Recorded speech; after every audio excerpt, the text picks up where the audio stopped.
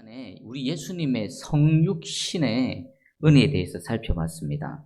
예수님이 성육신함을 통해서 우리에게 주어지는 특별한 은혜가 뭐였습니까? 예수님이 똑같은 혈과 육을 입고 오셔서 우리를 형제라 불러주셨습니다. 형제라 부르기를 부끄러워하지 아니하셨습니다.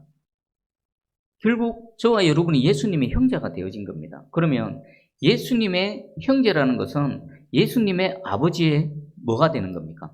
자녀가 되는 겁니다. 그러면 여기서 교회란 무엇인가를 정의를 내릴 수 있습니다.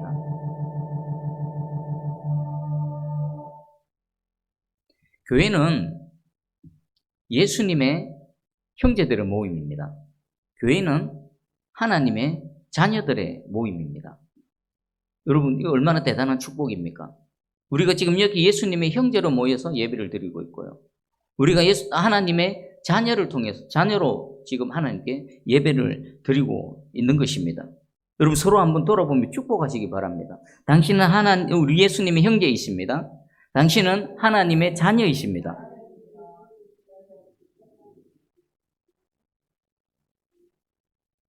이건 무엇으로도 돈 주고 살 수 있습니까? 무엇하면 되겠습니까? 오직 예수 그리스도 그분을 믿는 믿음으로 주어진 특별한 은혜입니다. 자, 우리 또 교회로서 하나님께 예배를 드리는데, 자, 우리 하나님께서 자신의 자녀들을 예수님께서 주셨다라고 합니다. 13절에 뒤에 보니까 볼지어다 나와 및 하나님께서 내게 주신 자녀라. 내게 주신 하나님의 자녀라. 우리 모두가 하나님의 자녀라고 하십니다.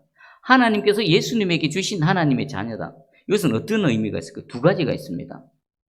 먼저 요한복음 6장 37절에 보면 아버지께서 내게 주시는 자는 다 내게로 올 것이요 내게 오는 자는 내가 결코 내쫓지 아니하리라. 하나님께서 예수님에게로 보내신 자들은 결국 무엇에 대한 증거입니까? 하나님께서 그를 택하셨다는 증거입니다. 저와 여러분이 이 자리에 나와서 예배를 드리고 있는 거, 우리 새순교회에서 신앙생활을 하고 있는 거, 그러니까 하나님께서 택하시지 않으면요 불가능한 일입니다. 하나님께서 우리를 택하여 주셨기에 우리가 예수님 앞에 나와 있는 겁니다. 하나님께서 나를 택하셨고 여러분을 택하셨다는 확실한 증거가 지금 이 자리에서 예배 드리는 겁니다. 또 하나가 뭐겠습니까? 결코 내쫓지 아니하리라. 이건 무엇을 의미할까요? 하나님께서 택하셔서 내게 보내셨다라면 나에게는 그것을 결정한 어떤 권한도 없다. 하나님의 결정에 나는 순종하겠다. 그럼 예수님 뭐 하는 겁니까? 내쫓지 않겠다는 것은 그를 영접하고 안아드리고 계속 함께하며 보살펴 주겠다. 돌봐주겠다. 라는 의미도 포함되어져 있는 것입니다.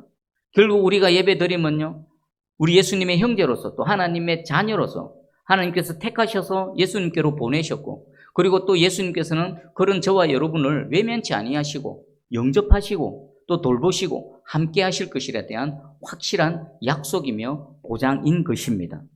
이 은혜가 깊이 깨달아지기를 주의 이름으로 축복합니다. 그리고 또 14절에서 쭉 보면요, 자녀들은 혈과 육에 속하였음에 그도 또한 같은 모양으로 혈과 육을 함께 지니심은 18절까지는 뭐겠습니까? 예수님께서 또 다른 고난을 당하신 이유를 지금 말씀하고 계십니다. 예수님께서 혈과 육을 입고 이 땅에 오신 또 다른 목적이 있습니다. 그 목적을요, 죽음을 통하여서 죽음의 세력을 잡은 자 곧 마귀를 멸한답니다. 하나님께서 저와 여러분을 구원하시기 위한 방법 중에 하나가 하나님의 아들이신 예수 그리스도를 우리와 똑같은 인간의 몸을 입고 이 땅에 보내시는 것입니다. 그러니까 예수님 편에서는 저와 여러분을 구원하시기 위해 인간이 되는 방법을 택하셨다는 겁니다. 여러분, 요즘 보면 사람들이 주인이 개를 참 사랑합니다. 얼마나 사랑하는지 모릅니다. 길거리 다니면요, 개를 꼭 보듬고 안고 막 그렇게 다닙니다.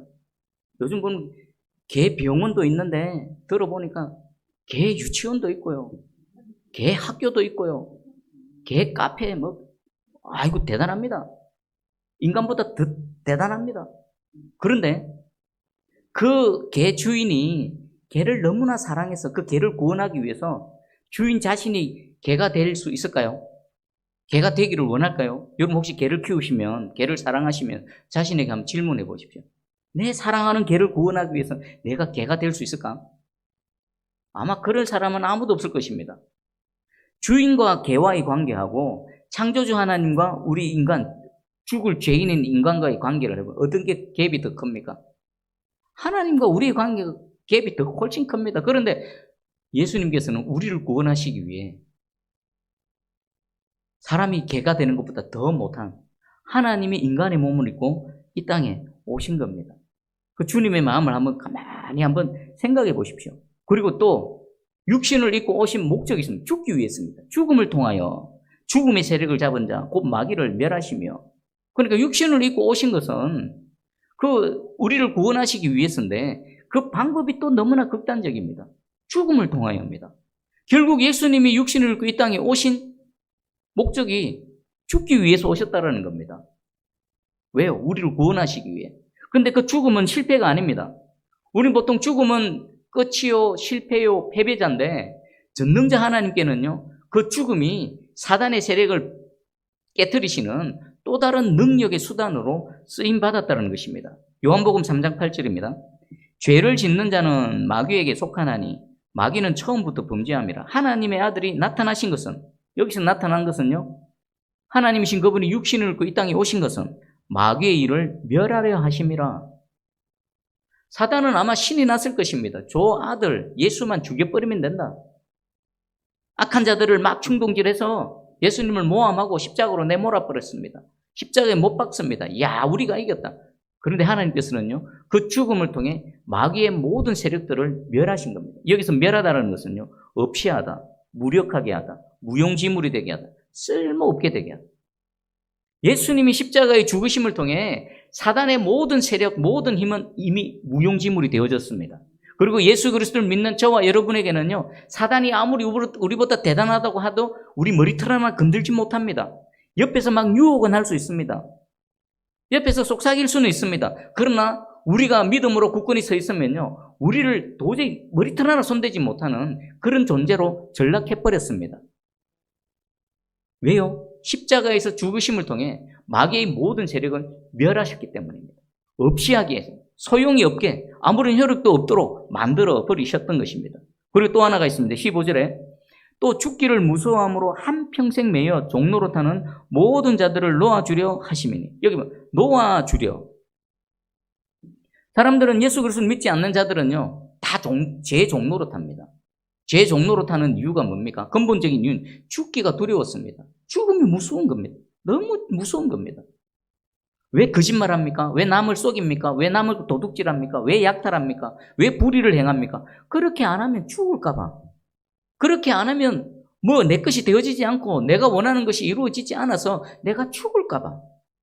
양심의 가책을 받지만, 미안하지만 어쩔 수 없어라고 하면서 불의를 행하고 남을 해하는 그런 짓을 합니다. 그게 뭡니까? 결국 죄의 종로로, 사단의 종로로 타면서 살아가는 겁니다. 그 근본에는요, 죽기가 무서웠습니다.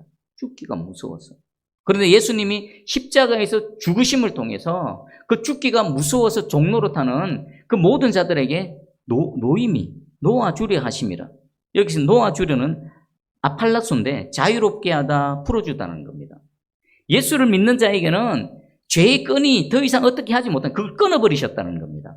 자유케 하셨고 해방시켜 주셨다는 겁니다. 우리 사도행전 19장 19절입니다. 심지어 사람들이 바울의 몸에서 손수건이나 앞치마를 가져다가 병든 사람에게 얹으면 그 병이 떠나가고 악기도 나가더라. 여기서 병이 떠나가고 악기가 나간다의 단어를 아팔라소 동이란 단어가 쓰였습니다. 그러니까 이 단어를 또 적용해서 이렇게 해석할 수 있습니다. 그 병이 아팔라소 되어졌다는 것은 병에서부터 자유케 되어진 겁니다. 병에서부터 해방되어진 겁니다. 악기로부터 자유케 되어진 겁니다. 예수 그리스도의 이 은혜 안에는 아팔라소의 은혜가 있는 겁니다. 여러분, 죄에 묶여있는 그 모든 것들, 질병에 묶여있는 그 모든 것들, 그뿐입니까? 우리를 눈물 짓게 하는 가난과 모든 저주의 끈으로부터 우리를 풀어주시고 자유케 하시고 우리를 완전히 해방시켜 주신 것입니다. 여러분, 예배 드릴 때, 지난 수요 예배 때 제가 수요일 날 몸이 좀 안 좋았습니다. 아침에 일어나니까 괜히 속도 안 좋고 머리도 띵하고 몸도 이쪽 저쪽 막 쑤시고, 그래서 보건소 가서 약도 다 먹었습니다. 약도 먹었지만 예배 드리기 전까지 계속 그런 상태였습니다. 그렇게 예배를 드렸습니다. 예배를 드리고 나니까 개운해졌습니다. 머리도 안 아프고 몸도 안 아프고 속도 편안해지고 아팔로스가 되어진 겁니다. 예배 드렸더니 그 질병에서로부터 아팔로스 자유케 하시고 해방시켜 주신 것입니다. 근데 그런 경험이 한 번, 두 번 있는 게 아닙니다. 금요기도회 때 그 전날 피곤하고 힘들고 힘들 건데 근데 막상 쓰면 힘도 하나도 안 들고 또 예배를 드리고 부르짖고 기도하고 나면 몸이 개운해지고 뭔가 좀 이 해방되어지는 아팔로스의 은혜. 지금 혹시 여러분 몸이 아프시고 마음에 메인 게 있고 묶인 게 있으십니까? 죄에 묶인 게 있으십니까? 예수 그리스도의 십자가 은혜는 이 아팔로스의 은혜가 있습니다. 모든 질병의 묶임으로부터 자유케 되기를 축복합니다. 모든 여러분 마음 상하게 하고 눈물 짓게 하고 가난하고 그 모든 죄의 그 저주로부터 아팔로스하는 은혜가 있기를 주의 이름으로 축복합니다. 아멘. 아멘. 자, 그리고 죽기를 무서워함으로 죽음의 문제가 예수 그리스도를 통해서 완전히 해결되어졌지요. 사람들은 죽음 자체도 두려워하지만 가만히 들여다보면요. 죽음보다 더 무서워하는 게 있습니다. 뭘까요? 죽음 이유를 더 무서워합니다. 안 죽어봐서 모르지만 죽으면 끝이라고 그렇게 말하지만 막상 죽음이 임박하게 되면요. 죽음 자체도 두렵습니다. 그런데 죽고 난 이후에 두려움이 있습니다. 어떻게 될까? 천국이 어딨어? 지옥이 어딨어라고 큰 소리 치지만 막상 죽음이 목전에 들이닥치면요. 죽음도 무섭지만 죽음 이후가 더 무섭습니다. 지옥이 있으면 어떡하지? 어떻게 되지? 근데 예수 믿는 사람들 어떻게 되어졌습니까? 죽음의 문제도 완전히 해결되어졌을 뿐만 아니라 죽음 이후의 문제까지 완전히 해결되어진 줄 확실히 믿습니다. 예수를 믿는다는 것은요, 하나님의 자녀되고 또 예수님의 형제가 되는 그런 놀라운 은혜뿐만 아니라 죽음의 문제가 해결되고 죽음 이후의 문제까지 해결되어지는 영원한 생명까지 우리에게 주시는 하나님의 은혜라는 것입니다. 그래서 우리는 두렵지 않습니다. 왜 예수 믿는 사람들은 당당하게 살아갈 수 있을까요? 왜 불의와 타협하지 않을 수 있을까요? 예수를 안 믿는 사람들은 두렵습니다. 죽을까봐 두렵고 실패할까봐 두렵고 일이 안 되면 어떨까봐 두렵고 그러나 예수 믿는 사람들은 어떻습니까? 하나님께서 뜻대로 행하시겠지. 지금 뭔가 안 돼도 다음 편에 또 하나님께 뜻이 있으시겠지. 그리고 불의가 나를 위협해도 그래 죽여라. 나는 하나님 뜻대로 살 거다. 나는 말씀대로 살 거다. 믿음대로 살 거다.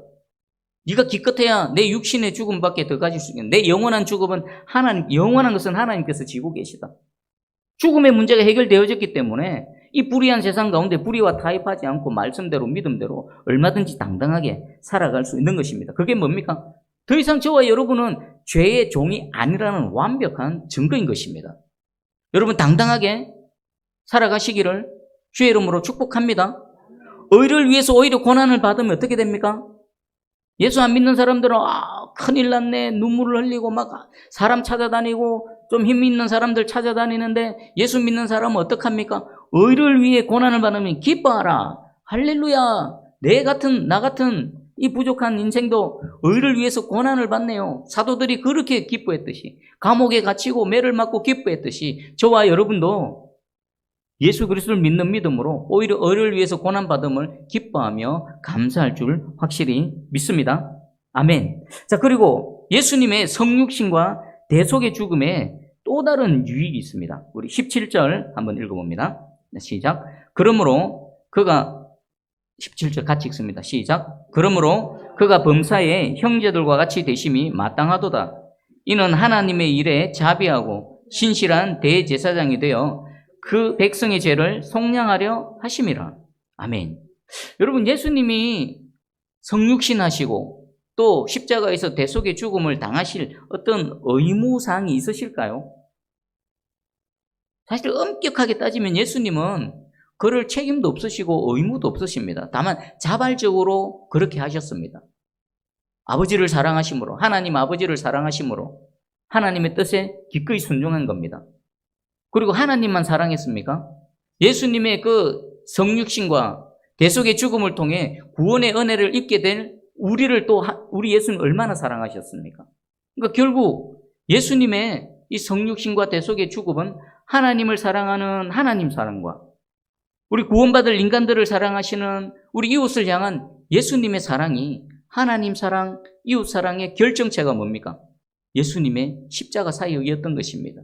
예수님은 아무 의무사항도 없습니다. 자발적으로 기꺼이 오셨고 섬기셨고 아버지의 뜻을 이루어 주신 것입니다. 여기 보면은 하나님의 일에 자비하고 신실한 대제사장이 되어라고 있습니다. 여기서 자비는요, 우리가 잘 아는 자비, 긍휼, 불쌍히 여김. 이것은 죄인을 향한 예수님의 태도를 알 수 있습니다. 우리 세상에서는 어떻습니까? 죄인을 향해서 어떻게 대합니까? 죄인의 죄가 막 드러나면 대번에 비난하고 정죄하고 멀리하고 막 형벌을 가하고 그러지 않습니까? 근데 우리의 대제사장 되시는 예수 그리스도께서는요, 자비하신 대제사장이십니다. 죄인을 형벌의 대상으로 여기지 않으시고 또 죄인을 그냥 처벌의 대상으로 여기지 아니하시고 긍휼의 대상으로 여기셨다는 것입니다. 다시 되찾아야 될 잃어버린 자로 보셨다라는 것입니다. 여러분, 만약에 우리의 영원한 대제사장 되시는 예수님이 이런 자비의 하나님이 아니셨다면요, 저와 여러분 누구도 이 자리에 있을 수 없습니다. 아마 온 세상은 이미 하나님의 심판을 받아서 저 불구덩이에 제2의 노아의 홍수가 와도 아마 벌써 왔을 것입니다. 그런데 우리 주님께서는 자비의 대제사장이 되셔서 우리를 불쌍히 여기시고 우리를 긍휼히 여기셔서 계속해서 참아주시고 마땅히 죄인으로 형벌을 받아야 되는데 그를 구원의 대상으로 잃어버린 자로 찾기 위해서 지금도 찾고 계시는 것입니다. 그 오래 참으심이 예수 그리스도를 통해서 지금 나타나고 있는 거죠. 여러분, 그리고 속량하리 하심이라는 말이 있는데 속량은 뭡니까? 구약에서 희생제사를 드립니다. 소도 드리고 양도 드리고 염소도 드리고 번제물로 속죄물로 희생제사를 드리는데 여기서 속량하다는 것은요, 우리 보통 속량은 값을 지불하고 대사는 그런 구속의 의미도 있고요. 또 하나는 그 자신과 화해시키는 화해의 의미도 있습니다. 근데 여기서 속량하다 의미는 값을 지불하고 대사는 그런 구속의 의미보다는요, 화해의 의미가 강합니다. 예수님께서는 우리를 불쌍히 여기셔서 우리를 구원의 대상으로 또 자비의 대상으로 바라보셨을 뿐만 아니라 하나님과 우리 사이에서 화해시키는 역할을 하셨습니다. 우리 예수님 비유 중에서 포도나무 비유를 드셨죠. 열매 맺지 못하는 포도나무 주인이 찍어서 그냥 불살라 버리려고 할 때 그 포도원 지기가 나섰습니다. 오래만 참아주십시오. 오래만 참아주십시오. 올해 내가 걸음을 주고 잘 가꾸어서 반드시 열매 맺게 하겠습니다. 오래만 참아주십시오. 그게 뭡니까? 주인과 포도나무 사이에서 포도원 지기가 화해시키고 하나님의 진노를 막아주고 또 하나님과의 온전한 관계를 계속 유지하도록 도와주는 역할을 합니다. 지금도 마찬가지입니다. 우리 주 예수 그리스도께서는요, 영원한 대제사장이 되시고 저와 여러분이 중보자가 되셔서 하나님과 우리 사이에 포도원 지기입니다. 만약에 하나님 우리 열매 맺기를 원하시지 않습니까? 성령의 열매, 사역의 열매, 전도의 열매, 복음의 열매 맺기를 원하시지 않습니까? 여러분 열매 내나 보십시오. 2022년도 열매 내나 보십시오. 성경에는 열매 없으면 하나님 진노하시고 하나님 심판하신다고 하셨지 않습니까? 만약에 중간에 우리 예수 그리스도가 계시지 않으시면 저와 여러분 어떻게 됐습니까? 야, 이문수 목사야, 너 열매 내놔봐. 세순교회 누구 성도야, 집사야, 열매 내놔봐. 너 열매 없네? 근데 우리 예수 그리스도께서 지금도 가로막고 화해시키고 계십니다. 하나님, 아버지 잠깐만 올해 한 해만 참아주세요. 내가 올해 한 해 더 은혜를 부어주고 말씀의 양식을 공급해주고 자라나게 해서 다음에 반드시 열매 맺도록 하겠습니다. 지금도 그 사역을 계속하고 계신 줄 믿습니다. 이 예수님의 이 화목해 하시는 이 화해의 사역이 있기에 우리는 부족하고 열매가 없음에도 불구하고 그 거룩하신 하나님 앞에서 하나님 예배드리며 또 은혜 가운데 살아갈 수 있는 줄 확실히 믿습니다. 주님을 바라보십시오. 그리고 마지막입니다. 마지막은 그 주님께서 우리의 진정한 위로자가 되어주셨습니다. 18절 우리 한번 읽어봅니다. 시작. 그가 시험을 받아 고난을 당하셨은즉 시험 받는 자들을 능히 도우실 수 있느니라. 아멘. 예수님은 이 땅에 오셔서 십자가에 달리시고 죽으시기까지 모든 시험을 다 당하셨습니다. 저와 여러분이 인생을 살면서 당하는 모든 시험, 특별히 뭐 테스트라고도 할 수 있는데 여기서의 시험은 유혹입니다. 마귀가 사단이 얼마나 유혹합니까? 예수님 공생의 사역 시작할 때부터 겟세마네 동산에까지 사단은 따라다니면서 유혹했습니다. 시작할 때 그 세 가지 시험을 줬고, 겟세마네 동산에서 기도할 때 또 육신의 소욕을 또 따라가도록, 아버지의 뜻과 육신의 소욕의 뜻이 충돌하도록 겟세마네 동산에까지 따라가면서 유혹을 했습니다. 그러면 사단은 어떤 종류의 유혹을 할까요? 엄청나게 많겠죠. 근데 세 가지로 한번 정리를 해봤습니다. 첫 번째는 하나님의 뜻에 불순종하려는 유혹. 하나님의 말씀에 불순종하려는 유혹. 그냥 내 뜻대로 하고 싶어. 내 마음대로 하고 싶은 그런 유혹. 두 번째는요, 사단에게 굴복하라는 유혹이 있습니다. 너 내 뜻에 굴복해. 하나님 말고 나한테 굴복해. 그럼 내가 이것도 주고 저것도 주고 다 줄게. 그런 유혹. 불의와 한번 타협해봐. 그럼 너에게 이익이 될 거야. 네가 원하는 바가 이루어질 거야. 한 번만 거짓말해. 한 번만 눈 감아버려. 사단의 굴복에, 그 유혹에 굴복하려는 유혹. 그리고 세 번째는 육체의 소욕을 따르라는 유혹이 있습니다. 내 속에 내 정욕대로, 내 마음대로, 내가 원하는 대로 하나님의 뜻이 있고, 하지만 내 뜻이 있어서 내 뜻이 먼저가 되어지고 하나님 뜻은 뒤가 되어지는 그런 육체의 소욕을 따르라는 유혹. 이 유혹은요, 예수님도 받으셨고요, 우리 모든 인생들, 특별히 성도들이라고 해서 자유로울 수 없습니다. 여러분 한 주 동안 이 유혹 속에서 살아오셨습니다.